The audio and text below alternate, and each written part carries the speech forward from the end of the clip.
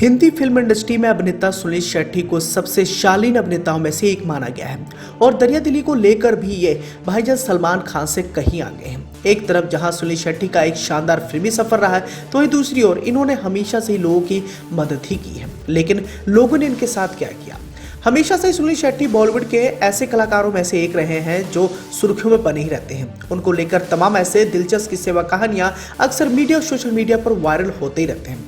इसी कड़ी में हम आपको सुनील शेट्टी और सदी के महानायक अमिताभ बच्चन से जुड़ा एक दिलचस्प किस्सा सुनाने वाले हैं, जहां पर सुनील शेट्टी अमिताभ को सबक सिखाते हुए नजर आते हैं। आइए चलिए जानते हैं कि क्या थी इसके पीछे वजह और सुनील शेट्टी को क्यों अमिताभ बच्चन ने बीच राह पर आकर छोड़ दिया था। जैसे कि आप सभी जानते हैं कि साल 1992 में आई फिल्म बलवान के जरिए सुनील शेट्टी ने अपना पहला कदम इंडस्ट्री में रखा था। लेकिन हिंदी फिल्म इंडस्ट्री में आने से पहले सुनील शेट्टी ने अपने बिजनेस का साम्राज्य खड़ा कर लिया था, यानी उन्हें पैसों की किल्लत कभी भी नहीं थी। ऐसे में साल 1992 में अपनी आई पहली फिल्म से ये एक बड़े स्टार बन चुके थे और आने वाले समय में ये तमाम बड़ी फिल्मों का हिस्सा भी बन रहे थे। साथ ही इनका बिजनेस भी खूब फल फूल रहा था।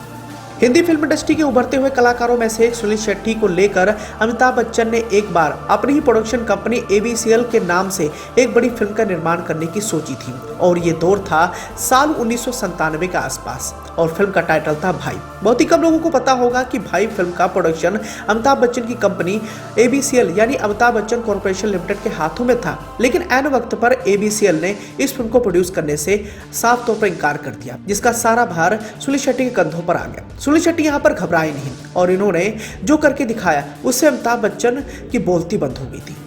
अब अमिताभ बच्चन जब हिंदी फिल्म इंडस्ट्री में अच्छा काम कर रहे थे तो उस वक्त उन्होंने खुद का प्रोडक्शन ABCL यानी अमिताभ बच्चन कॉर्पोरेशन लिमिटेड बनाई थी और इस कॉर्पोरेशन लिमिटेड के तहत उन्होंने कई सारी फिल्मों का निर्माण भी किया था और उन्हीं फिल्मों में से एक थी भाई, जो कि एक साउथ फिल्म का हिंदी रीमेक था। इस फिल्म के मुख्य अभिनेता थे सुनील शेट्टी। साथ ही इस फिल्म में कई सारे और भी कलाकार थे, जैसे कि पूजा बत्रा, सोनाली बेंद्रे, कुणाल खेमू जैसे कलाकार। साथ ही फिल्म के निर्देशक थे दीपक शिवदासनी। ये सुनील शेट्टी के काफी अच्छे व करीबी दोस्त भी माने गए और फिल्म की कहानी को लिखा था कादर खान साहब ने। कादर खान साहब का इस फिल्म में पुलिस वाले का किरदार भी था, जिसे जमकर पसंद किया गया।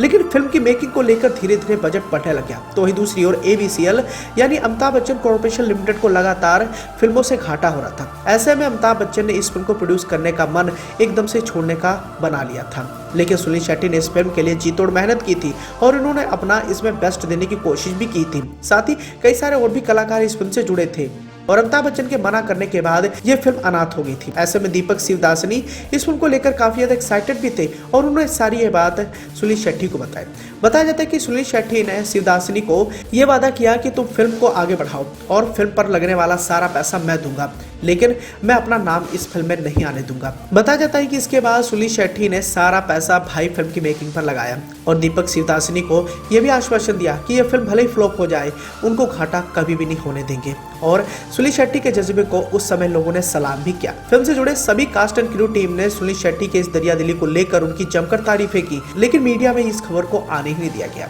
अमिताभ बच्चन की वादा खिलाफी का शिकार हुए सुनील शेट्टी ने कभी भी नहीं सोचा था कि बीच मझधार में उन्हें ऐसा बड़ा धोखा मिलेगा। भाई फिल्म को लेकर सुनील शेट्टी ने जो आस रखी थी वो उन्होंने करके भी दिखाया, लेकिन उनकी आस इतनी भी आसान नहीं थी। बताया जाता है कि 31 अक्टूबर 1997 को रिलीज हुई भाई फिल्म कई मायनों में खास थी। फिल्म की कहानी दमदार थी, फिल्म के गाने भी अच्छे थे और सुनील शेट्टी जो इस फिल्म में एक अहम भूमिका निभा रहे थे। तो वही दूसरी ओर इस फिल्म के साथ एक और बड़ी फिल्म रिलीज हुई थी और ये थी यश राज बैनर की। 31 अक्टूबर से पहले यानी 30 अक्टूबर 1997 को यश चोपड़ा की फिल्म दिल तो पागल है सिनेमाघरों में दस्तक दी थी और इसके एक दिन बाद सुनील शेट्टी स्टारर फिल्म भाई का आगाज हुआ था। इन दोनों फिल्मों के बीच में जबरदस्त क्लैश देखने को मिला। दिल तो पागल है ऑल टाइम ब्लॉकबस्टर रही, तो वही दूसरी ओर भाई फिल्म को भी लोगों ने जमकर पसंद किया और सुनील शेट्टी का फिल्म में जो पैसा लगा था वो पैसा बाहर भी आ गया और सुनील शेट्टी की मेहनत रंग भी लाई। बताया जाता है कि अमिताभ बच्चन कॉर्पोरेशन लिमिटेड आने वाले समय में दिवालिया हो जाती है और अमिताभ बच्चन जो एक समय सुनील शेट्टी की फिल्म भाई को प्रोड्यूस करने से साफ तौर पर इंकार कर देते हैं, वो कर्ज में डूब जाते हैं। कई सारी फिल्में प्रोड्यूस करने के बाद ABCL का बुरा हाल हो जाता है। अमिताभ बच्चन की आर्थिक हालत इतनी ज्यादा कमजोर हो जाती है कि वो एक एक पैसे के लिए मोहताज होने लग जाते हैं। पैसों की दिक्कत आने के बाद कर्जदार दरवाजे के सामने आकर चिल्लाने लगे थे। दरअसल उनकी फ्लॉप फिल्में रही और ABCL कॉर्पोरेशन लिमिटेड के पास इतने भी पैसे नहीं बचे थे कि वे कलाकारों की बकाया वापस दे सके। ऐसे में कई सारे कलाकारों के पैसे रोक दिए गए थे। पैसे के रुक जाने से कई सारे कलाकारों ने अमिताभ बच्चन का जीना हराम कर दिया था। खुद एक इंटरव्यू के दौरान अमिताभ बच्चन ने इस चीज को दुनिया के सामने रखा था। इंटरव्यू में उन्होंने कहा था कि मैं अपने बुरे वक्त में उन लेनदारों को कभी भी नहीं भूल सकता जो मेरे दरवाजे पर आकर गालियां और धमकी देकर अपना पैसा मांगते थे। इससे भी बदतर वो समय था जब वो लोग हमारे घर प्रतीक्षा की कुर्की लिए आ गए थे। मुझे जिन लोगों से सहारे की उम्मीद थी वो ऐसे वक्त में हमें बेसहारा करके चले गए। उन्होंने भी मेरी परेशानी नहीं समझी थी। अमिताभ ने इन बातों का खुलासा कई इंटरव्यूज में भी किया था। उनकी माने तो उनके 44 साल के करियर के वक्त सबसे बुरा समय था, लेकिन तब अमिताभ बच्चन की एक उम्मीद जागी जब वो यश चोपड़ा के पास काम मांगने गए थे। यश चोपड़ा ने अमिताभ बच्चन को मोहब्बतें फिल्म में एक अहम रोल दिया, मगर इतने पैसे में भी अमिताभ बच्चन अपने कर्ज से उभर नहीं पाए थे। तभी अंधकार भरे जीवन काल में उजाला बनकर उनका शो कौन बनेगा करोड़पति प्रेजेंट हुआ। अमिताभ जब पूरी तरीके से थक गए थे तब अमिताभ बच्चन कौन बनेगा करोड़पति के लिए एक प्रोजेक्ट सबसे बड़ा सहारा बनकर सामने आया था, जिसके लिए उन्होंने तुरंत हामी भर दी थी। इसके बाद ही अमिताभ बच्चन कौन बनेगा करोड़पति के शो के माध्यम से लोगों को करोड़पति बनने का मौका दे रहे थे, तो वही खुद भी अपने कर्ज और आर्थिक तंगी से बाहर निकल रहे थे। अक्सर उन्हें कहते सुना जाता था कि केबीसी उनकी जिंदगी का सबसे अहम हिस्सा है और रहेगा।